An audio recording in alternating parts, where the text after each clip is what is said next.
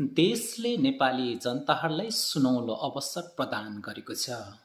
यो सुनौलो अवसर प्रदान गरेको बेलामा तपाईँहरूले सही नेतृत्व चुन्नु सक्नु भएन भने यो भन्दा पनि देश अझै सङ्कटमा पर्नु जानेछ।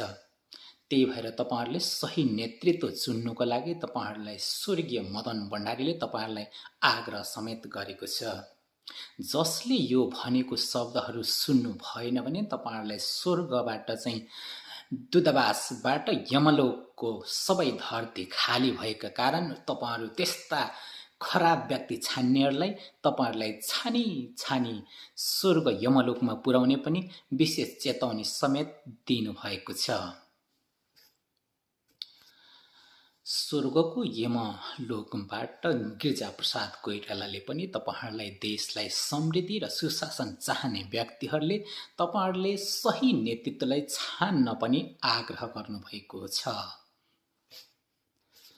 जतिजनाले यो समाचारलाई फलो गर्दै पी वाचिङ टक सोलाई पनि तपाईँहरूले फलो सब्सक्राइब गरिदिन विनम्र अनुरोध गर्दै आजको यो समाचारबाट म पी वाचिङ टक सो यानि कि अनुप सुब्बा पनि बिदा हुन चाहन्छु। हस्त नमस्ते, जय नेपाल।